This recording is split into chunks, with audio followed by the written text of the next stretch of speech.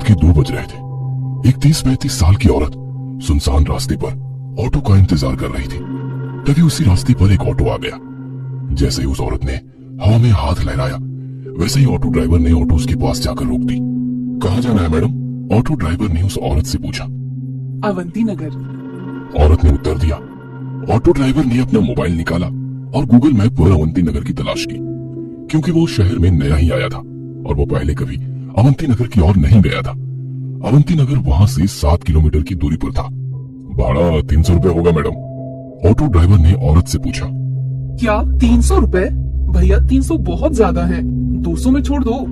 उस औरत ने ऑटो ड्राइवर से कहा। ऑटो ड्राइवर ने उस औरत को सिर से पैर तक देखा और कुछ देर सोचकर वो बोला, बैठिए, छोड़ देता हूँ। वो औरत ऑटो में बैठ गई और ऑटो अवंती नगर की तरफ निकल पड़ा। ऑटो ने 4-5 किलोमीटर की दूरी तय की थी। जब से वो औरत ऑटो में बैठी थी, तब से ऑटो ड्राइवर उसे आईने में घूरे जा रहा था और गाना गा रहा था। सलाम इश्क मेरी जान, जरा कबूल कर लो, तुम हमसे इश्क करने के जरा सी भूल कर लो। ऑटो ड्राइवर के इस बर्ताव से वो औरत डर गई। उसने तुरंत किसी को फोन किया और धीरे से बोलने लगी। वैसे ही रिक्शा वाले ने गाना बंद कर दिया और उसकी बातें सुनने की कोशिश करने लगा। हेलो शालिनी, तू आ रही है ना मेरे घर? तुझे पता है ना कि मेरे पति विशाल अमेरिका चले गए हैं और मैं घर पर अकेली हूँ। वो औरत बोली। नहीं यार, मैं नहीं आ सकती, मैंने तुम्हें दोपहर में ही बताया था ना। फोन की दूसरी तरफ से दूसरी औरत बोली। ठीक है, मत आना। ऐसा कहकर उस औरत ने कुछ समय फोन रख दिया। ऑटो ड्राइवर ने उस औरत की बात सुन ली थी। उसने सुन लिया था कि वो औरत आज रात अपने घर पर अकेली है और उसकी सहेली ने भी उसके घर आने के लिए मना कर दिया है। ऑटो ड्राइवर अभी भी शीशे से उस औरत को घूर रहा था। इस वजह से वो औरत बहुत ज्यादा डर गई थी। तभी उस औरत ने एक बंगले के सामने ऑटो ड्राइवर को रुकने के लिए कहा। ऑटो ड्राइवर ने देखा कि उस घर पर सिल्वर लीफ लिखा हुआ था। वैसे वो घर नहीं, एक बड़ा सा आलीशान बंगला लग रहा था। जैसे ही ऑटो रुक गया, वो औरत ऑटो से उतर गई और ऑटो ड्राइवर को पैसे देने के लिए उसने अपना हाथ आगे बढ़ाया। तभी ऑटो ड्राइवर ने पैसे लेते समय उसका हाथ पकड़ लिया और बोला, अब जब तुम मुझे यहाँ तक ले ही आई हो तो एक कप चाय ही पिला दो। ऑटो ड्राइवर की बात सुनकर औरत और भी ज्यादा डर गई। उसने ऑटो चालक के हाथ से अपना हाथ छुड़ा लिया और सीधे गेट के अंदर भाग गई। यह देख ऑटो चालक मुस्कुराया। तभी उसकी नजर पीछे की सीट पर गई। औरत ऑटो में अपना मोबाइल भूल गई थी। इससे पहले कि औरत अपना मोबाइल लेने वापस आती, ऑटो ड्राइवर ने ऑटो स्टार्ट कर दी और वो वहां से 9-11 हो गया। कुछ दूर जाकर उसने ऑटो रोका और उस मोबाइल को देखा। वो कुछ 20-25 हजार का महंगा मोबाइल था। यह देखकर वो बहुत खुश हुआ, लेकिन उसने देखा कि मोबाइल बंद था। लेकिन अब कुछ समय पहले ही तो वो औरत मोबाइल पे किसी से बात कर रही थी, तभी तो मोबाइल चालू था। फिर इतने जल्दी ये बंद कैसे हो गया? वो मन ही मन बोला। लेकिन फिर उसने सोचा कि शायद मोबाइल की बैटरी डेड हो चुकी होगी, इसलिए बंद पड़ा होगा। तभी अचानक उसके सिर में एक डरावनी योजना आ गई। मोबाइल फोन देने के बहाने उस औरत के घर जाने की। उसके दरवाजा खोलते ही उसके गर्दन पर छुरा रखकर उसकी इज्जत लूटने की और फिर घर में से सारे पैसे लूट के 9-11 होने की योजना बनाई। लेकिन इसके लिए उसे एक और साथी की जरूरत थी, इसलिए उसने अपने एक दूसरे ऑटो ड्राइवर दोस्त को फोन किया और उसे अपनी योजना के बारे में बताया। जब उसके दोस्त ने सुना कि एक सुंदर औरत घर पर अकेली है, तब उसका दोस्त वहां आने के लिए राजी हो गया। उसने अपने दोस्त को उस औरत के घर का पता बताया और उसे तुरंत वहां आने के लिए कहा और खुद उस औरत के बंगले के बाहर जाकर रुक गया। 10-15 मिनट बीत गए थे, पर फिर भी उसका दोस्त अभी तक नहीं आया था। उसने उसे बहुत फोन किए, लेकिन वो उसका फोन नहीं उठा रहा था। ऑटो ड्राइवर को ज्यादा देर तक रहा नहीं जा रहा था। उसे उस औरत का चेहरा बार बार उसकी आंखों के सामने दिखाई दे रहा था। उसके वो हवा में उड़ने वाले बाल उसकी आंखों के सामने आ रहे थे। उसके परफ्यूम की महक अभी भी उसकी नाक में बस गई थी। तो उसने अपने दोस्त को मैसेज किया, मैं अंदर जा रहा हूँ, तुम्हारे लिए दरवाजा खुला रखूंगा, जल्दी आ जाना। जैसे उसने मैसेज किया, वैसे उसने सीट के नीचे छुपाया हुआ चाकू निकाला और एक हाथ में चाकू और दूसरे हाथ में मोबाइल लेकर वो गेट खोलकर अंदर चला गया। उसने डोरबेल बजाई, लेकिन अंदर से कोई भी जवाब नहीं आया। उसने 3-4 बार डोरबेल बजाई, लेकिन फिर भी अंदर से कोई जवाब नहीं आया। उसने सोचा कि शायद वो औरत अब सो गई होगी। उसे लगा कि उसकी योजना विफल हो गई और गुस्से में आकर उसने दरवाजे पर अपना हाथ मारा। तभी घर का दरवाजा खुल गया उसने उस औरत का मोबाइल अपनी जेब में रखा और दाहिने हाथ में चाकू लेकर घर में घुस गया। उसने घर का दरवाजा बंद कर दिया और इधर उधर देखने लगा। वो एक बड़ा सा हॉल था। उस फ्लोर पर कोई बेडरूम उसे दिखाई नहीं दी, इसलिए वो सीढ़ियां चढ़कर दूसरे फ्लोर पर गया। वहां उसने देखा कि एक बेडरूम का दरवाजा खुला हुआ है और उस कमरे में रोशनी चालू थी। ऑटो ड्राइवर चुपके से दबे पांव उस कमरे में जा पहुंचा। अंदर कोई भी नहीं था। तभी उसे बाथरूम में से पानी गिरने की आवाज सुनाई दी। अच्छा, तो वो औरत बाथरूम में है, इसलिए उसे डोरबेल की आवाज सुनाई नहीं दी और इसीलिए उसने दरवाजा नहीं खोला। वो मन ही मन बोला और जल्दी से बाथरूम के दरवाजे के बाहर जाके खड़ा हो गया, क्योंकि उसने सोचा कि जब वो औरत बाथरूम से बाहर आएगी तो वह तुरंत उसके गले पर चाकू रख देगा और फिर बड़ी आसानी से उसकी इज्जत लूट लेगा। तभी अंदर से दरवाजे की कुंडी खुलने की आवाज आई। ऑटो ड्राइवर हाथ में चाकू पकड़कर सतर्क हो गया, क्योंकि वो औरत अब बाहर आने वाली थी। लेकिन 2 मिनट बीते, 4 मिनट बीती, पर वो औरत अभी तक बाथरूम से बाहर नहीं आई थी। आखिरकार ऑटो ड्राइवर ने बाथरूम के दरवाजे को अंदर धकेल दिया। जैसे ही उसने दरवाजा अंदर धकेला, वैसे ही उसकी नाक में सड़े हुए मांस की बदबू घुस गई। उसने अपने बाएं हाथ से अपनी नाक बंद कर ली और बाहर से बाथरूम में झांक कर देखा और सामने का नजारा देख उसके पैरों तले जमीन खिसक गई। डर के मारे वो थर थर कांपने लगा, क्योंकि बाथरूम की बाथ टब में 8-10 लाशों का एक ढेर था। वो डर के मारे पीछे हटने ही वाला था कि तभी उस औरत ने पीछे से आकर ऑटो ड्राइवर की कमर में लात मारी और वो बाथरूम में जा गिरा। ऑटो ड्राइवर बाथरूम में गिरते ही उस औरत ने झट से बाथरूम का दरवाजा बंद कर दिया। जैसे ही ऑटो ड्राइवर ने उसकी दाईं तरफ देखा, वो पसीने से तरबतर हो गया और उसने उठकर दरवाजा खोलने की कोशिश की। दरवाजा नहीं खुला, क्योंकि उस औरत ने बाहर से दरवाजा बंद कर दिया था। उसे पता चल चुका था कि उस औरत ने जानबूझकर उसे बाथरूम में बंद कर दिया है।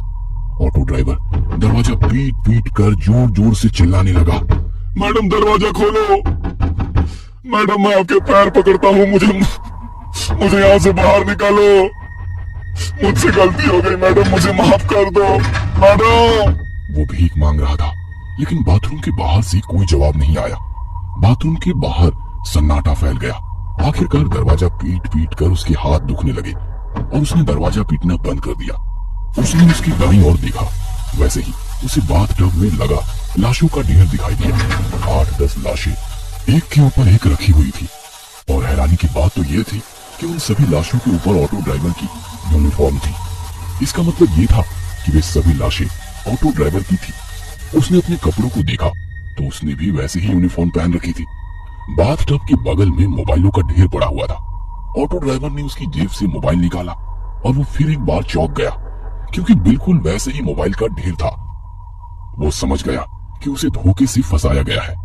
उस औरत का ऑटो में कहना कि मैं घर पे अकेली हूँ और उसके बाद ऑटो में मोबाइल छोड़ना, ये सब उसकी ही चाल थी और वो बुरी तरह से उसकी जाल में फंस चुका था।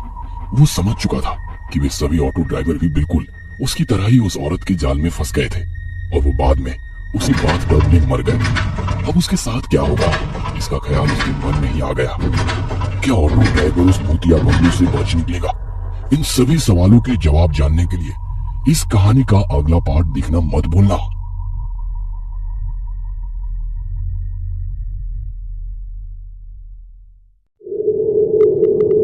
इस कथा के लेखक हैं Dheeraj Kumar Salunke. Auto driver bathroom में फंस गया था। वो डर के मारे पीछे हटने लगा। तभी उसके पैरों को कुछ लगा। जैसे उसने पीछे देखा, उसे एक झटका लगा। उसे लकड़ी के फर्नीचर के एक खोखले में एक और ऑटो ड्राइवर की लाश दिखाई दी, जिसकी आंखें बाहर निकल आई थी और मुंह में से जुबान बाहर लटक रही थी। उस लाश को देखकर ऐसा लग रहा था कि उस बेचारे की मौत बहुत ही दर्दनाक हुई होगी। वो काफी तड़प तड़प कर मर गया होगा। ऑटो ड्राइवर को उस लाश के हाथ के पास एक टॉयलेट क्लीनर की बोतल दिखाई दी। ऐसा लग रहा था कि उस ऑटो ड्राइवर ने वो टॉयलेट क्लीनर पीकर खुदकुशी की थी। वो जल्दी से उस लाश से दूर हो गया और दरवाजे के ठीक सामने बनी टॉयलेट सीट पर बैठ गया। तभी उसे याद आया कि उसके पास उसका मोबाइल है। उसने अपना मोबाइल अपनी जेब से निकाला और अपने दोस्त को फोन किया। जैसे ही उसने फोन उठाया, रिक्शा वाले ने रोना शुरू कर दिया। राजू, मुझे बचाओ, राजू ये औरत मुझे मार डालेगी। ऑटो ड्राइवर फोन पर बातें कर रहा था कि इतने में उसके हाथ से किसी ने उसका फोन छीन लिया। ऑटो ड्राइवर ने उसकी मोबाइल छीनने वाले की ओर देखा और डर के मारे उसके रोंगटे खड़े हो गए। उसे अपनी आंखों पर यकीन नहीं हो रहा था, क्योंकि उसका मोबाइल लकड़ी टेबल के नीचे पड़ी हुई लाश ने छीन लिया था। उस लाश ने ऑटो ड्राइवर का मोबाइल छीना और उसे किसी रसगुल्ले की तरह निगल गया, और फिर वापस आकर खोखली की जगह में जाकर अपने हाथ पांव फैलाकर मुंह से जुबान बाहर निकालकर लेट गया। ऑटो ड्राइवर आंखें फाड़ फाड़ कर उस लाश की तरफ देख रहा था। उसने बचपन में अपने पिता से सुना था कि एक मरा हुआ आदमी फिर कभी नहीं उठता, लेकिन आज उसे एहसास हुआ कि उसके पिता गलत थे। उसके मन में ख्याल आया, क्या क्या इन्हीं जीवों को भूत कहते हैं? भूत तो वही होते हैं ना जो मर कर भी उठते हैं, चलते हैं, रात को यहाँ वहां घूमते हैं। उस मुर्दे को उठते देखकर ऑटो ड्राइवर की आंखें सफेद पड़ चुकी थी।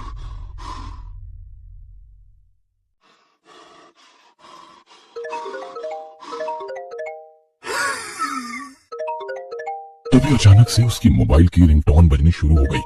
उसका मोबाइल उस मुर्दे के पेट में बज रहा था। ये पक्का राजू का ही फोन होगा। ऑटो ड्राइवर मन ही मन बोल पड़ा। उसे समझ नहीं आ रहा था कि अब करे तो क्या करे। वो बड़ी ही मुश्किल में पड़ चुका था, क्योंकि वो अब ना तो राजू को कॉल कर सकता था, ना राजू का कॉल रिसीव कर सकता था। उसका मोबाइल 2-3 बार बजा, लेकिन कोई फायदा नहीं हुआ, क्योंकि फोन उठाना अब उसके लिए असंभव था। वो मोबाइल ही उसका बच निकलने का एकमात्र रास्ता था। और जब उसे महसूस हुआ कि अब वो रास्ता बंद हो गया है, तो वो फूट फूट कर रोने लगा। मैडम मुझे यहाँ से बाहर निकालो, मैडम मुझे यहाँ से बाहर निकालो। चीख चीख कर रोने लगा। तो बाथरूम के बाहर से वो औरत बोली, अरे तुम अंदर कैसे फंस गए? आपको अंदर किसने बंद किया? ऑटो ड्राइवर यह सुनकर खुश हो गया कि औरत ने उसे बाथरूम में बंद नहीं किया था। मैडम जल्दी से बाहर से दरवाजा खोलो, किसी ने दरवाजा बाहर से बंद कर दिया है। उसने बाथरूम के बाहर खड़ी औरत से कहा। हाँ खोलती हूँ, आप बस दरवाजे के आगे ही खड़े हो जाइए। ऐसा कहकर वो औरत वहाँ से चली गई। कुछ ही देर में लोहे का कांटों वाला फावड़ा लेकर आ गई। ऑटो ड्राइवर दरवाजे के आगे ही खड़ा हुआ था। क्या आप दरवाजे पर नहीं हैं? उसने रिक्शा वाले से पूछा। ऑटो ड्राइवर अंदर से दरवाजे के सामने खड़ा था। हाँ मैडम, मैं दरवाजे के सामने खड़ा हूँ, आप बस जल्दी से दरवाजा खोलिए। ऑटो ड्राइवर बाथरूम से चिल्लाया। वो औरत हाथ में नुकीला फावड़ा लेकर बाथरूम के दरवाजे की तरफ भागी। इधर बाथरूम के अंदर ऑटो ड्राइवर ने सोचा, मैडम अभी दरवाजा खोलेंगी, कहीं मैं दरवाजे के बीच में ना आ जाऊं। इसलिए वो दरवाजे के किनारे पर चला गया, और जैसे ही दरवाजे से बाजू हटा, उसी वक्त वो लोहे का नुकीला फावड़ा दरवाजे के आर पार हो गया। यह देखकर ऑटो ड्राइवर के होश ही उड़ गए। अगर वो उस दरवाजे के सामने एक और पल भी खड़ा होता, तो वो लोहे का नुकीला फावड़ा उसके पेट से बाहर गुजर जाता और वो उसी पल मर गया होता। वो औरत जान गई थी कि उसका हमला जाया हो गया है, इसलिए उसने वो फावड़ा दरवाजे में से खींचकर बाहर निकाला। अरे क्या हुआ? आप दरवाजे के सामने खड़े रहिए ना, मैं अभी दरवाजा खोल देती हूँ। वो औरत बहुत ही प्यार से बोली, लेकिन ऑटो ड्राइवर ने अपने मुंह से एक शब्द भी नहीं निकाला। अरे अरे डरो मत, मैं तो सिर्फ दरवाजा खोलने की कोशिश कर रही थी। एक बार फिर मीठी आवाज में बड़ी प्यार से बोली। अंदर ऑटो ड्राइवर का हाथ डर के मारे कांप रहे थे। उसे पता था कि अगर वो दोबारा दरवाजे के सामने गया तो वो औरत नुकीला फावड़ा उसके पेट में घुसेड़ देगी, लेकिन फिर भी वो देखना चाहता था कि अगर वो इस बार दरवाजे के सामने गया तो क्या होगा। हैं?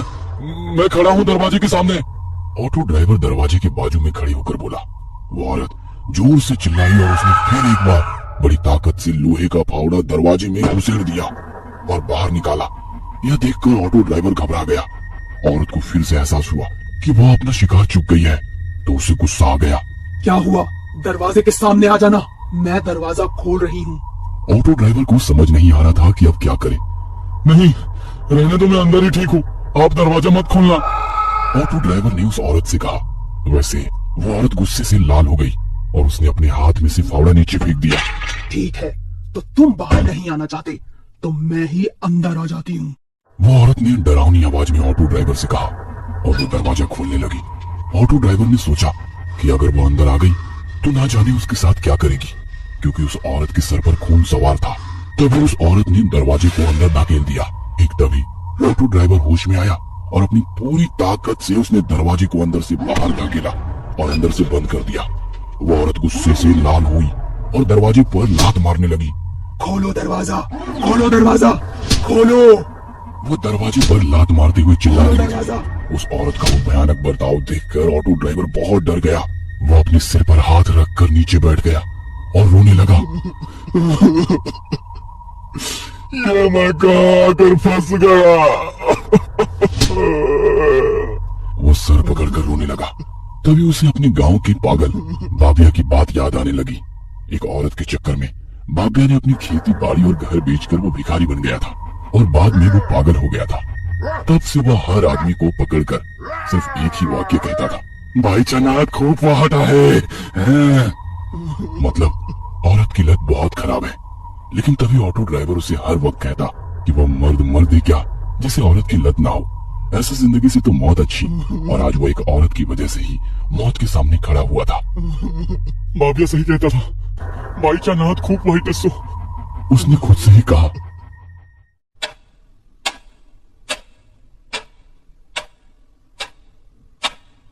वो टॉयलेट सीट पर अपना सिर रखकर सोच रहा था। इतने में उसे एक ऑटो की आवाज सुनाई दी। उस घर के सामने एक ऑटो आकर खड़ा हो गया था। उसे पता चल गया था कि वो उसका दोस्त राजू ही था जो ऑटो में आया था। राजू तू आ गया है।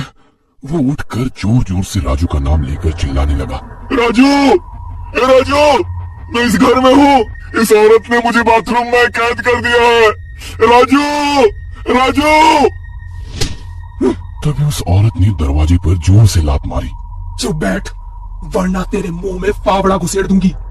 उसने रिक्शा वाले से कहा, नहीं चुप बैठूंगा। ऑटो ड्राइवर थोड़ी हिम्मत दिखाते हुए बोला। तभी उस औरत ने जोर से दरवाजे पर लात मारना शुरू कर दिया। ऐसा लग रहा था कि जैसे दरवाजा टूटने ही वाला है। ऑटो ड्राइवर बहुत डर गया था। तभी घर की डोरबेल बजी। वैसे ही औरत शांत हो गई और ऑटो ड्राइवर राजू राजू कहकर चिल्लाने लगा, जरा रुको, हाँ मैं बस 1 मिनट में आई। वो औरत मीठी आवाज में चिल्लाई और दरवाजा खोलने के लिए वहां से चली गई। ऑटो ड्राइवर बाथरूम के दरवाजे पर आ गया। दरवाजे में लोहे का फावड़ा घुसाने के कारण दरवाजे में छेद हो गए थे। ऑटो ड्राइवर एक छेद से बाहर देखने लगा। बेडरूम में कोई नहीं था। 3-4 मिनट में वो औरत राजू को बेडरूम में ले आई। राजू को देखकर ऑटो ड्राइवर ने चिल्लाना शुरू कर दिया, राजू बचाओ, इस औरत ने मुझे बाथरूम में बंद कर दिया है। राजू। राजू ने ऑटो ड्राइवर की आवाज सुन ली। वो दौड़ता हुआ बाथरूम के दरवाजे पर आया और बोला, रुको मैं दरवाजा खोलता हूँ।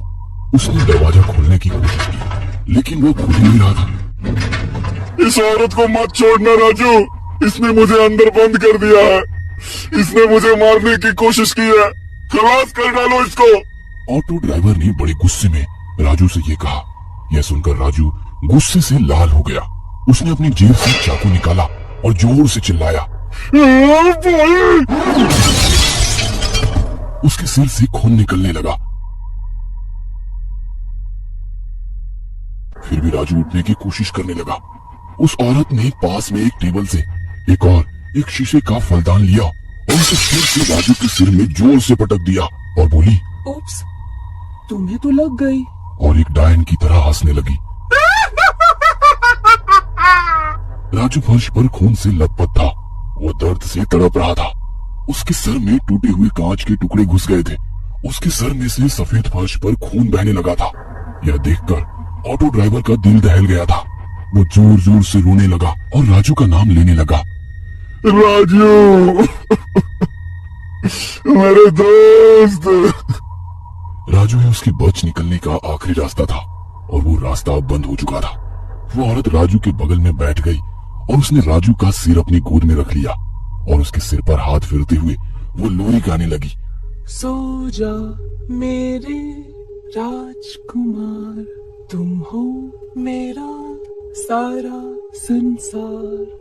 जब से तुम मुझे मिले मेरा जीवन हुआ खुशहाल।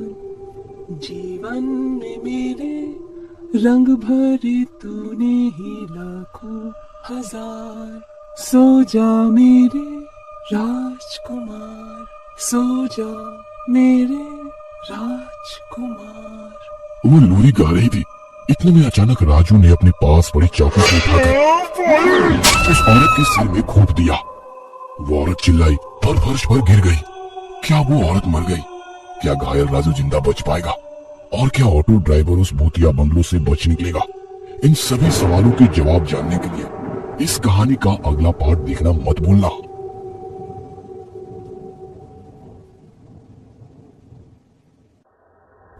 इस कथा के लेखक हैं धीरज कुमार सालुंके। राजू को जिंदा देखकर ऑटो ड्राइवर बहुत खुश हुआ। उसकी आंखों में खुशी के आंसू आ गए। राजू, मेरे भाई, तू जिंदा है, जल्दी से यहाँ आ जा और मुझे यहाँ से बाहर निकाल, उसने राजू से कहा। राजू ने अपने हाथों की कोहनी को फर्श पर टिका दिया और कोहनी के बल वो बाथरूम के दरवाजे पर आ गया। उसने दरवाजा खोलने के लिए अपना हाथ उठाया, तभी रिक्शा चालक जोर से चिल्लाया, राजू पीछे देख। और जैसे ही उसने पीछे मुड़कर देखा, उस औरत ने उसके मुंह पर लोहे का फावड़ा दे मारा और राजू का सिर उल्टा हो गया। यह देख ऑटो ड्राइवर का मुंह खुला का खुला रह गया। वो औरत फिर से जिंदा हो गई थी और उसने लोहे के फावड़े से एक ही बार में राजू को मार दिया था। लेकिन ये कैसे हो सकता है? ये औरत तो मर चुके थे। राजू ने इसके सिर में चाकू घोंप दिया था और चाकू अभी भी उसके सिर में है। ऑटो ड्राइवर सोचने लगा। उस औरत ने उसके हाथ में से फावड़ा फर्श पर फेंक दिया और उसने अपने सिर में घुसा हुआ चाकू बाहर खींच लिया। फिर उसने उस चाकू पर लगे खून को अपनी लंबी और काली जीभ से चाटा। उस औरत की साड़ी राजू के खून से लथपथ हो गई थी। उसके लंबे काले बाल बिखरे हुए थे। उसकी आंखों के नीचे काले घेरे आ गए थे। थोड़ी देर पहले उसके चेहरे पर जो चमक और चेहरे की नाजुकता दिख रही थी, अब वो गायब हो गई थी। उसकी हरकत से उसके इंसान होने के कोई संकेत नहीं दिखाई दे रहे थे, क्योंकि एक इंसान कभी भी इतना निर्दयी नहीं हो सकता और कोई भी इंसान सर में चाकू घोंपने के बाद जिंदा नहीं होता।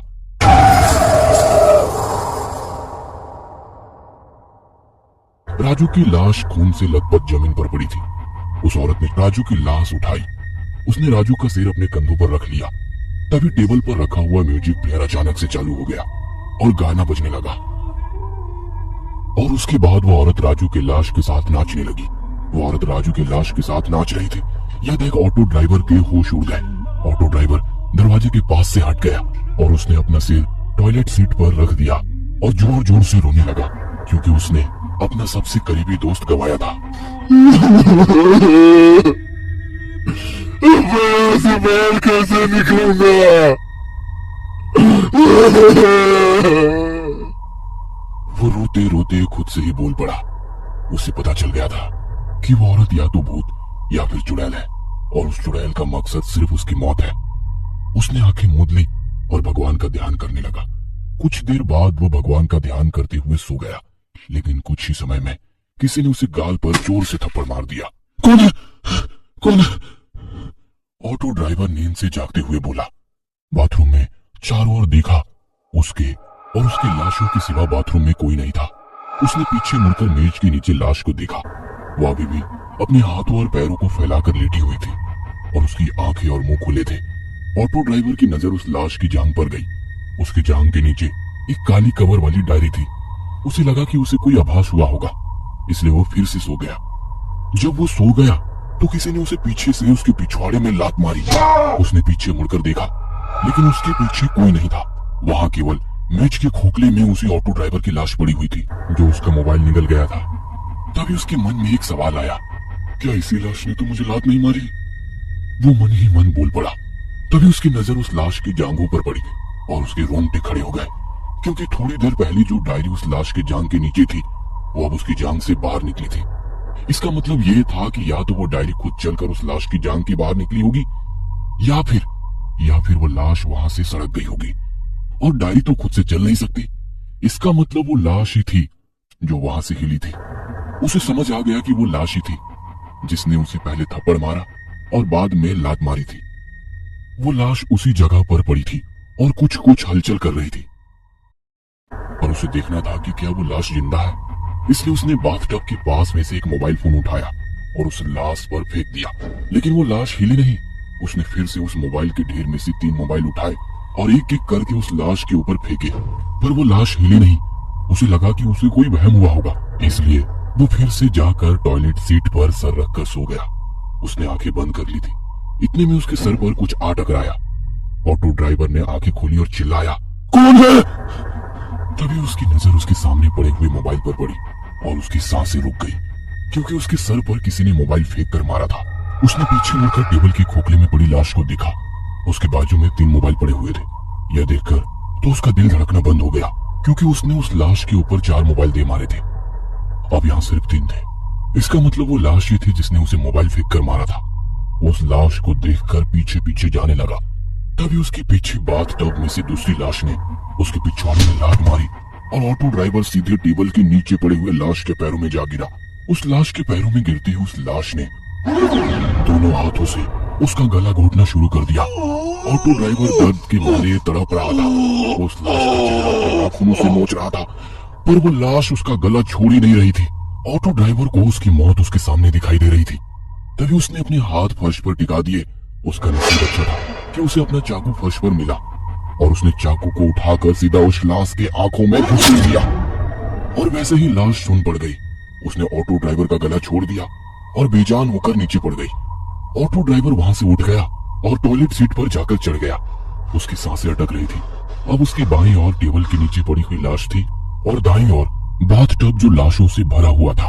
हे भगवान, मुझे यहाँ से बाहर निकालो। मैं फिर कभी शराब नहीं पीऊंगा, गालियां नहीं दूंगा, हमेशा आपकी पूजा करूंगा, किसी भी औरत की तरफ नहीं देखूंगा। आपका है तो मैं सन्यासी बन जाऊंगा, पर मुझे इस बाथरूम से बाहर निकालो भगवान, बाहर निकालो। मैं आपसे विनती करता हूँ भगवान। ऑटो ड्राइवर ने भगवान से प्रार्थना की। तू कभी यहाँ से बाहर नहीं निकल पाएगा, ना जिंदा ना मुर्दा। उसके बाद वो जोर जोर से हंसने लगी।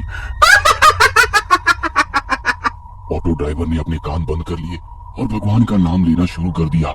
हे राम, हे राम, हे राम, हे राम, हे राम, हे राम। पर भगवान का नाम लेते हुए उसके मन में एक ही सवाल आया, क्या भगवान उसके इस गलती के लिए माफ कर देंगे? क्योंकि उसने एक औरत की इज्जत लूटने की कोशिश की थी। उसके मन में ना जाने कौन सा ख्याल आया और उसने भगवान का नाम लेना बंद कर दिया। कुछ देर बाद सुबह हो गई थी और वो सोचने लगा, क्या मेरी इस गलती की सजा सिर्फ मौत है? क्या सच में मैं इस बाथरूम के बाहर कभी नहीं निकल पाऊंगा? क्या मैं कभी अपने बीवी बच्चों को नहीं देख पाऊंगा?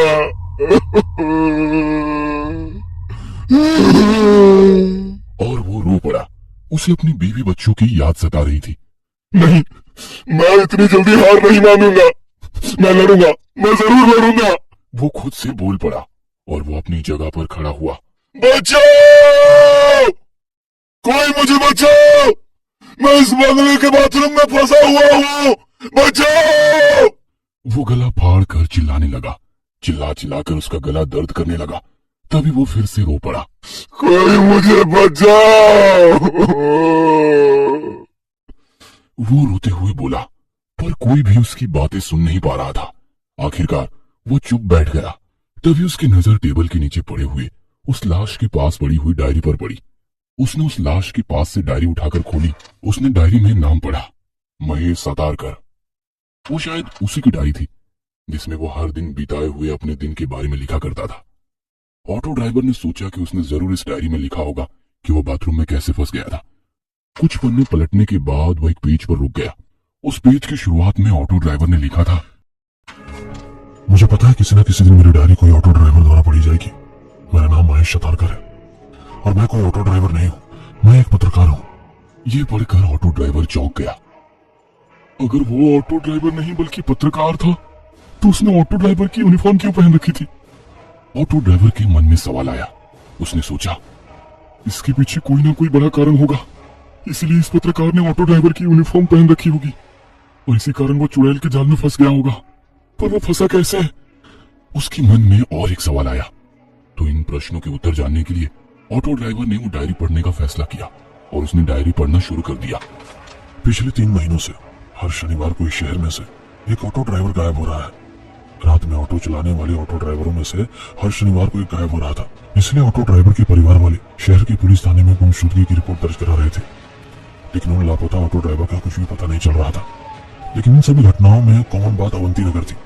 ऑटो ड्राइवर लापता होने के अगले दिन ही उसका ऑटो अवंती नगर के सिल्वर लिप बंगले के बाहर पाया जाता था। सिल्वर लिप बंगला 4 महीने से बंद पड़ा था, इसलिए पुलिस को उस बंगले पर शक हो गया। पुलिस को शक था कि उन सभी ऑटो ड्राइवरों का किसी साइको ने अपहरण कर लिया है, क्योंकि सभी ऑटो ड्राइवर शनिवार की रात से लापता हुए थे और उनके खाली ऑटो सिल्वर लिप बंगले के बाहर पाए गए थे। इस वजह से पुलिस ने सिल्वर लिप बंगले की तलाशी ली लेकिन उन्हें बंगले में कुछ भी संदिग्ध नहीं मिला, इसलिए पुलिस ने उस बंगले को अनदेखा कर दिया। मैं एक पत्रकार था, इसलिए मैंने फैसला किया कि मैं ऑटो ड्राइवरों के लापता होने का कारण जानकर ही रहूंगा, और मैंने जांच शुरू की। तब मुझे पता चला कि जो ऑटो ड्राइवर लापता हो गए थे वे रात में गुलाबगंज इलाके में ऑटो चलाते थे। इसलिए मैंने शनिवार की रात को गुलाबगंज इलाके में ऑटो चलाने का फैसला किया। उस शनिवार की रात को 2 बजे मैं गुलाबगंज इलाके में ऑटो चला रहा था जब मैंने सुनसान रोड के किनारे पर एक औरत को देखा। मैंने ऑटो उसके करीब जाके खड़ा कर लिया। मैंने उस औरत के चेहरे की तरफ देखा। उसका चेहरा मुझे कुछ जाने पहचाना सा लग रहा था, जैसे कि मैंने उसे पहले कहीं देखा हो, लेकिन मुझे याद आ रहा था कि मैंने उसे कहाँ देखा था। भैया अवंती नगर छोड़ दोगे? उस औरत ने मुझसे पूछा। अवंती नगर के शब्द सुनते ही मेरी आंखें चमक उठी। हाँ बिल्कुल, बैठ जाइए, मैंने उस औरत से कहा। जैसे ही औरत रिक्शा में बैठ गई, मैं ऑटो को अवंती नगर की तरफ ले जाने लगा। ऑटो में बैठकर मैं याद करने की कोशिश कर रहा था कि मैंने उस औरत को कहाँ देखा है, लेकिन मुझे कुछ याद नहीं था। कुछ ही समय में अवंती नगर आया। उस औरत ने मुझे एक बंगले के सामने रुकने को कहा। उसने भाड़ा दिया और एक बंगले का गेट खोलकर अंदर चली गई। मैंने उस बंगले को देखा और मेरी आंखें खुली की खुली रह गई, क्योंकि उस बंगले का नाम सिल्वर लीफ था। लेकिन यह बंगला तो 4 महीने से बंद है। फिर यह औरत इस बंगले में क्यों गई है? मैं मन ही मन बोल पड़ा। मुझे लगा कि कुछ तो गड़बड़ है, और मैंने उस बंगले में जाने का फैसला किया ताकि पता चल सके कि मामला क्या है। तभी अचानक से मेरी नजर पीछे की सीट पर गई। वो औरत ऑटो में अपना मोबाइल भूल गई थी। बस मुझे उस बंगले में घुसने का कारण मिल गया। मैंने मोबाइल लिया और गेट खोलकर बंगले के आंगन में आ गया। मैंने दरवाजे की घंटी बजाई, लेकिन कोई भी दरवाजा नहीं खोल रहा था। इसलिए मैंने दरवाजे को थोड़ा सा धक्का दिया, और यह क्या, अचानक दरवाजा खुल गया। औरत शायद गलती से दरवाजा बंद करना भूल गई थी। मैडम जी, मैंने अंदर आते ही उस औरत को आवाज दी। तभी मैंने उस औरत के चिल्लाने की आवाज सुनी। दूसरी मंजिल के एक बेडरूम से वो चीखने की आवाज आई थी। इसलिए मैं दूसरी मंजिल के उस बेडरूम की तरफ भागा, लेकिन मैंने देखा कि बेडरूम खाली था। तभी एक बार फिर से औरत जोर से चीखी। वो चीख वॉशरूम से आई थी, तो मैं दौड़कर वॉशरूम का दरवाजा खोलकर वॉशरूम में घुस गया, और सामने का नजारा देखकर मेरे पैरों तले जमीन खिसक गई, क्योंकि मैंने वॉशरूम के बाथटब में ऑटो ड्राइवर की लाश देखी थी। तभी उस औरत ने बाहर से वॉशरूम का दरवाजा बंद कर दिया। मैंने दरवाजा खोलने की कोशिश की, पर मैं असफल रहा। मैं रोया, चिल्लाया, उससे भीख मांगी, लेकिन उसने दरवाजा नहीं खोला। मैंने बाथटब के पास मोबाइलों का ढेर देखा। मैंने अपनी जेब से उस औरत का मोबाइल निकाला, तो वो एकदम उन्हीं मोबाइलों की तरह था। मैं समझ चुका था कि उस औरत ने मुझे अपने जाल में फंसाया है, लेकिन वो औरत कौन थी? मेरे मन में सवाल आया। अचानक मेरे दिमाग में कुछ आया और मेरे दिल की धड़कन बंद हो गई। कुछ 4-5 महीने पहले सिल्वर लेक में, मतलब इसी बंगले में, इस बंगले की मालकिन की बड़ी ही बेरहमी से हत्या कर दी गई थी। मैंने तुरंत अपनी जेब से मोबाइल निकाला और गूगल पर श्यामला देशमुख मर्डर लातूर सर्च किया, पर वहां मैंने श्यामला देशमुख यानी इस बंगले की मालकिन की फोटो देखी, और डर के मारे मेरे रोंगटे खड़े हो गए, क्योंकि जिस औरत ने मुझे इस वॉशरूम में बंद कर दिया, उस औरत का चेहरा और इस बंगले की मालकिन के चेहरे से मेल खा रहा था। पर यह कैसे मुमकिन है? ये औरत तो 5 महीने पहले ही मर गई थी। मैं मन ही मन बोल पड़ा, और इस तरह से मुझे पता चल गया कि वो औरत भूत है, और जरूर अपनी मौत का बदला लेने के लिए ऑटो ड्राइवरों को अपने जाल में फंसाकर उन्हें मार डालती रही थी। ये बात सभी लोगों को पता होनी चाहिए थी। इसलिए मैंने अपने दोस्त को कॉल किया, पर उसके फोन उठाने से पहले ही टेबल के खोखले में लेटी एक लाश ने मेरा मोबाइल निकाल लिया।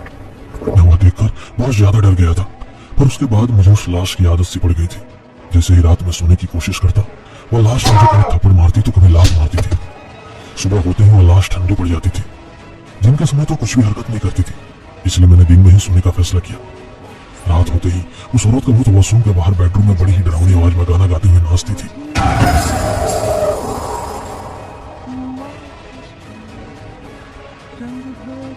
उसकी आवाज सुनकर मेरे कान दर्द करते थे। हर वक्त मेरी नजर वॉशरूम में पड़ी लाशों पर जाती थी।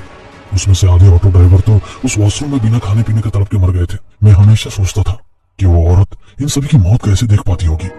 उस औरत की हत्या बेहद ही बेदर्दी से हुई थी, शायद इसलिए मरने के बाद वो इतनी क्रूर बन गई थी।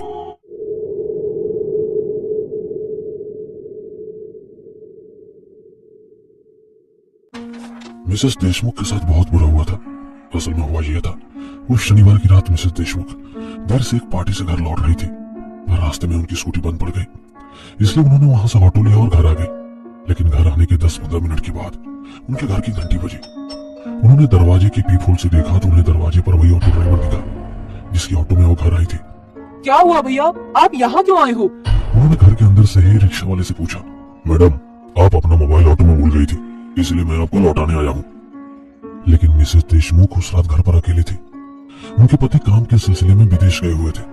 सास का पहले ही निधन हो चुका था और कुछ देर पहले वो ऑटो ड्राइवर शीशे में उन्हें गंदी नजर से देख रहा था, इसलिए उन्हें इतनी रात गए एक ऑटो ड्राइवर के लिए दरवाजा खोलना ठीक नहीं लगा। भैया आप मोबाइल दरवाजे के बाहर छोड़ दो, मैं कल सुबह बाहर आकर ले लूंगी। ओके मैडम, ठीक है, ऑटो ड्राइवर बोला। उसने मोबाइल दरवाजे के बाहर रख दिया और ऑटो लेकर वहां से चला गया। ऑटो की चले जाने की आवाज सुनकर मिसेस देशमुख ने दरवाजा खोला और वो ऑटो ड्राइवर के जाल में फंस गई। जैसे ही उन्होंने दरवाजा खोला, रिक्शा चालक का एक दोस्त जो वहीं छुपा हुआ था, उसने मिसेस देशमुख की गर्दन पर चाकू रख दिया और बोला, बिल्कुल चुप रहना, अगर आवाज की तो खला काट दूंगा। मिसेस देशमुख डर के मारे चुप बैठ गई और उसने फोन करके ऑटो ड्राइवर को वापस बुला लिया। ऑटो ड्राइवर जानता था कि मिसेस देशमुख मोबाइल लेने के लिए दरवाजा नहीं खोलेंगे। वो जानता था कि जब वो मोबाइल रखकर उनके घर से चला जाएगा तभी मिसेस देशमुख घर के बाहर मोबाइल लेने के लिए आएंगे। इसलिए उसने अपने प्लान में अपने दोस्त को शामिल कर लिया था। उसने दरवाजे की बेल बजाने से पहले ही अपने दोस्त को दरवाजे के बाजू में चाकू लेकर खड़ा करवाया था और सब उसके प्लान के मुताबिक हुआ और मिसेस देशमुख उसके जाल में फंस गई। ऑटो ड्राइवर और उसके दोस्त ने मिलकर मिसेस देशमुख से जबरदस्ती की। उसके बाद उन्होंने घर का सारा सोना और पैसे लूट लिए और वहां से जाते समय उन्होंने मिसेस देशमुख के हाथ में रस्सी से बांध दिया, उनके मुंह को कपड़े से बांध दिया और उन्हें वॉशरूम के बाथटब में मरने के लिए फेंक दिया। वहां से भागते समय ऑटो ड्राइवर के दोस्त ने बाहर से घर को ताला लगाया ताकि जब कोई उनके घर आए तो उन्हें ऐसा लगे कि मिसेस देशमुख घर पर नहीं है और वो कहीं बाहर चली गई है। सुबह जब उनकी नौकरानी घर का काम करने के लिए बंगले पर आई तो उसने देखा कि घर के दरवाजे पर ताला लगा हुआ है। उसने मिसेस देशमुख को कॉल किया लेकिन उनका फोन बंद था, इसीलिए वो वहां से चली गई। लगातार 6 दिनों तक काम वाली बाई बंगले के चक्कर काटती रही और उसे घर का दरवाजा बंद ही दिखाई दिया। 7वें दिन जब मिसेस देशमुख के पति मनोज राव देशमुख विदेश से आए और उन्होंने अपने पास की चाबी से घर का ताला खोला, जब वो फ्रेश होने के लिए वॉशरूम गए तो उन्होंने उनकी पत्नी का शव बाथटब में पाया। मिसेस देशमुख की 6 दिनों तक भूख और प्यास से मौत हो गई थी।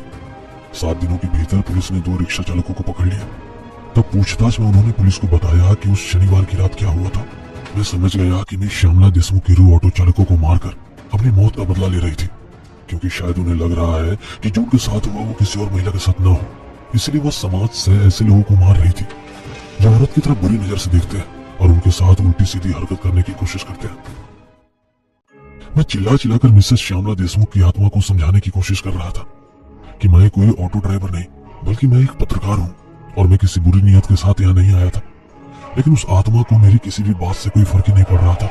यहाँ से बाहर नहीं निकल पाएगा, ना जिंदा ना मुर्दा। मुझे इस बाथरूम में बंद हुए 4 दिन बीत चुके हैं। भूख प्यास से मेरा शरीर कमजोर हो चुका है। अब तो जैसे मेरे जीने की इच्छा ही खत्म हो रही है। इस डायरी में अपना दर्द बांटकर थोड़ा अच्छा महसूस होता है। बस एक उम्मीद के साथ जी रहा हूँ कि वो दरवाजा खुल जाए और मैं वहां से भाग जाऊं। मुझे मेरे बीवी बच्चों की बहुत याद आती है। मैंने लाख कोशिश की पर वो मजबूत दरवाजा नहीं खुला। प्यास से मेरा गला पूरी तरह सूख चुका है। मैं रो रहा हूँ लेकिन मेरे आंसू तक खत्म हो चुके हैं। नल से लगातार काला पानी बह रहा है जिससे गंदी बदबू आ रही है। मैं मन ही मन सोच रहा हूँ आखिर मेरी क्या गलती है, क्यों मैं इस मौत के भंवर में फंस गया हूँ। तभी मेरे मन में ख्याल आया मिसेस श्यामला देशमुख भी ऐसे ही मौत के जाल में फंस गई थी। उनकी भी क्या गलती थी। आज 5 दिन हो चुके हैं। अब मैं भूख प्यास बर्दाश्त नहीं कर पा रहा हूँ। मेरा दिल और दिमाग नकारात्मकता से भर चुका है। आज मैंने टॉयलेट क्लीनर पीकर आत्महत्या करने का फैसला कर लिया है। अगर कोई ये डायरी पढ़ रहा है तो मेरी उसे एक ही सलाह है, यहाँ से बचने का बस एक ही रास्ता है और वो है मौत। मुझे शायद पहले ही यह फैसला कर लेना चाहिए था। वो औरत एक बुरी आत्मा बन चुकी है और वो आपको इस बाथरूम से बाहर किसी भी हालत में जाने नहीं देगी, यदि आप निर्दोष हो तब भी नहीं।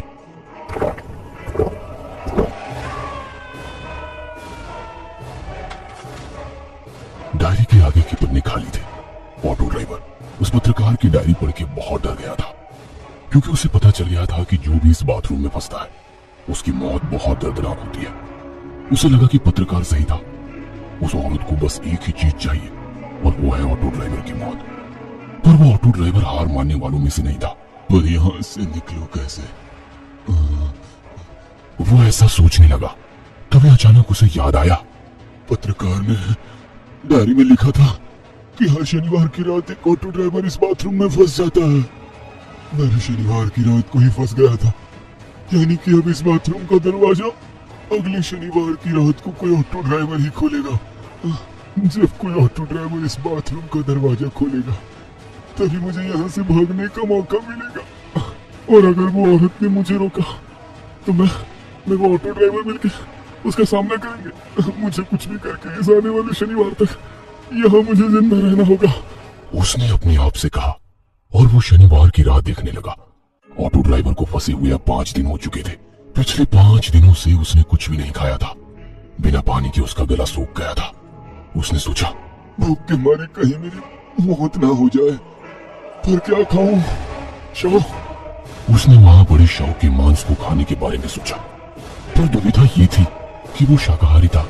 उसने अपनी पूरी जिंदगी में कभी मांस नहीं खाया था और ये तो इंसान का मांस है, पर उसे जिंदा रहने के लिए ये आखिरी मौका था। इसलिए उसने इंसानी मांस खाने का सोचा। उसने खोखले में पड़ी हुई लाश की आंख से चाकू निकाला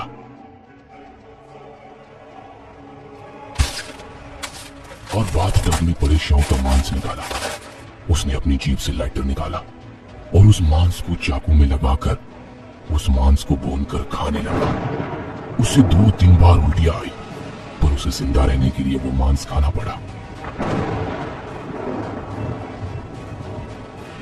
आखिरकार उसका इंतजार खत्म हुआ। शनिवार की रात आई। ऑटो ड्राइवर इंसानी मांस खाकर शनिवार तक जिंदा रहा।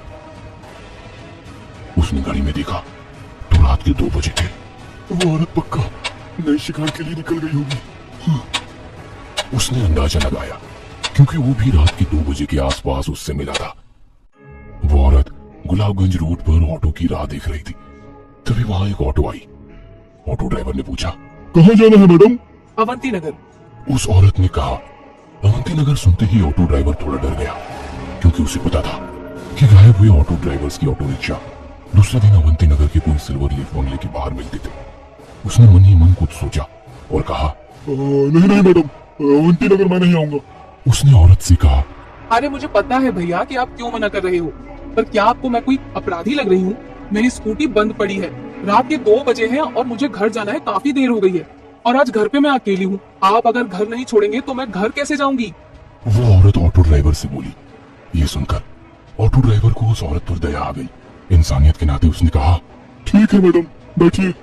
वो औरत ऑटो में बैठ गई और ऑटो अवंती नगर की ओर चल पड़ा। यहाँ बाथरूम में बैठकर ऑटो ड्राइवर उस औरत और दूसरे ड्राइवर की राह देख रहा था। तभी उसे बंगले के बाहर किसी ऑटो रुकने की आवाज आई और थोड़ी देर बाद उसे ऑटो जाने की आवाज आई। उसे पता था उस औरत ने ऑटो में मोबाइल छोड़ा होगा और ऑटो ड्राइवर उसे देने वापस यहाँ आएगा। थोड़ी देर बाद वही हुआ। उसी बंगले के बाहर ऑटो रुकने की आवाज आई। वो ऑटो ड्राइवर ईमानदार था, इसलिए वो मोबाइल देने वापस आया था। उसने बंगले की ओर देखा। उस पर लिखा था देशमुख विला। उसे लगा कि उसे सिल्वर लीफ बंगले से खतरा है, ना कि देशमुख विला से। इसलिए उसने बंगले के अंदर जाने का निर्णय लिया। उसने 2-3 बार डोरबेल बजाई, पर अंदर से कोई आवाज नहीं आई। उसे लगा शायद वो औरत सो रही होगी। तभी किसी के चिल्लाने की आवाज आई, बचाओ, कोई तो बचाओ मुझे, मैं इस बाथरूम में फंस गया हूँ, बचाओ। बाथरूम से ऑटो ड्राइवर चिल्लाने लगा। बंगले के अंदर से आने वाली आवाज सुनकर नया ऑटो ड्राइवर सावधान हो गया और उसने दरवाजे पे हाथ मारा तो दरवाजा खुला था। उसे लगा कुछ तो गड़बड़ है, इसलिए वो अंदर की ओर चला गया। तभी उसे बाथरूम में फंसे ऑटो ड्राइवर की आवाज आने लगी, बचाओ, बचाओ, मैं ऊपर वाले कमरे के बाथरूम में फंस गया हूँ, बचाओ, बचाओ। नया ऑटो ड्राइवर दौड़ते हुए उस बाथरूम की ओर गया। जल्दी दरवाजा खोलो, मुझे यहाँ से बाहर निकालो, उस औरत ने मुझे इस बाथरूम में बंद कर दिया है, जल्दी खोलो। हाँ, 1 मिनट। ऐसा कहकर नए ऑटो ड्राइवर ने दरवाजा खोला और दरवाजा खोलते ही उस औरत ने नए ऑटो ड्राइवर को पीछे से लात मारी और वो नया ऑटो ड्राइवर भी बाथरूम में गिर गया। और वो तभी उस औरत ने बाहर से दरवाजा बंद कर दिया। नया ऑटो ड्राइवर बाथरूम में लाशों के ढेर को देख जोर जोर से चिल्लाने लगा। अब वो जान चुका था कि शहर के गायब हुए ऑटो ड्राइवर जाते कहाँ है। दूसरी ओर पुराना ऑटो ड्राइवर अपना सर पकड़ के बैठा था, क्योंकि उसका यहाँ से बाहर निकलने का प्लान फेल हो चुका था। नया ऑटो ड्राइवर दरवाजे पे लात मारने लगा। दरवाजा खोलो, वरना मैं तुम्हें छोड़ूंगा नहीं, तुम्हें जान से मार दूंगा। तभी अचानक पुराने ऑटो ड्राइवर ने कहा, दोस्त, तुम्हारा मोबाइल कहाँ है? जल्दी से निकालो और पुलिस को फोन लगाओ, जल्दी निकालो। तभी नए ऑटो ड्राइवर ने अपनी जेबी तराशते हुए कहा, अरे मैं अपना मोबाइल फोन ऑटो में भूल गया। ये सुनते ही पुराने ऑटो ड्राइवर को गुस्सा आया। तेरी माँ की, मैं इतने दिन तुम्हारी राह देख रहा था और तुम मोबाइल ऑटो में भूला है। पर यहाँ हो क्या रहा है? हमें यहाँ क्यों बंद किया है? तभी पुराने ऑटो ड्राइवर ने उसे सारी बातें बताई। अब हम यहाँ से कैसे बाहर निकले? कि तभी दरवाजे पे किसी ने हाथ मारा और उस औरत ने बाहर से कहा, मैं तुझे बाहर निकालूंगी, पर तुझे मेरा एक काम करना पड़ेगा। काम? कौन सा काम? तुम्हारे सामने वाले ऑटो ड्राइवर को मार डालो।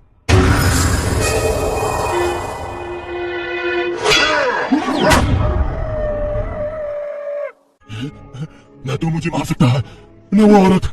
मैं अमर हूँ। हाँ। मैं तुम्हें नहीं मारने वाला था, पर मैं मरने वाला था, क्योंकि मुझे पता था ऐसा ही कुछ होगा। और आज नहीं तो 2 दिन बाद तू मुझे मार ही देता, क्योंकि मैं कमजोर हो चुका हूँ। इसलिए तू मुझे मारो, इसके पहले मैं ही तुम्हें मार दूंगा।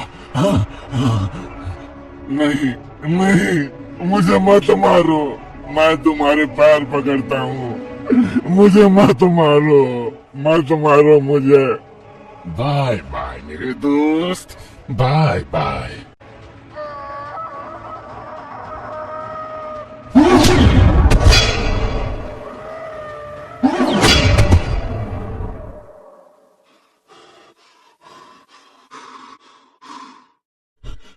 मैडम मैडम मैडम, मैंने उसे मार दिया मैडम। और अचानक दरवाजा खुल जाता है। नया ऑटो चालक अपने पीठ पर हाथ रखकर वॉशरूम से बाहर आता है।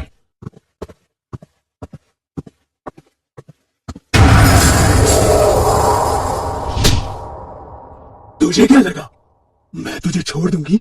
जो भी इस घर में आता है वो यहाँ से कभी बाहर नहीं जाता, न जिंदा न मुर्दा।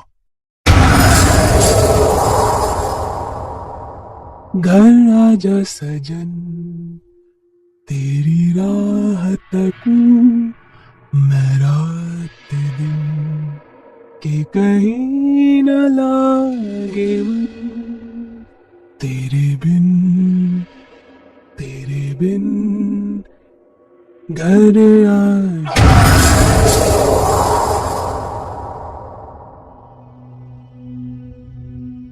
आजा सनम मधुर चांदनी में हम तुम मिले तो वीराने में आ जाएगी बहार, झूमेगा आसमान। तभी अचानक रास्ते के किनारे उसे एक औरत दिखी। उसने औरत के पास आकर ऑटो रोका। कहाँ जाना है? अवंती नगर। ये सुन ऑटो ड्राइवर को डर के मारे पसीना आ जाता है। नहीं मैडम, ऑटो नहीं जाएगा वहाँ। प्लीज छोड़ दो ना, आज मैं अकेली हूँ घर पर। नहीं, ऑटो नहीं जाएगा। ऐसा कहते हुए ऑटो ड्राइवर वहाँ से चला जाता है। कुछ दूर जाने के बाद वो सोचता है, ये कैसे मुमकिन है? ये औरत तो 4-5 महीने पहले मर चुकी थी। तभी अचानक उसे गाना सुनाई देने लगता है। घर आजा सजन, तेरी राह तकूं रात दिन। ऑटो ड्राइवर आईने में दिखता है तो वो औरत पीछे ऑटो में बैठी हुई वही गाना गा रही थी।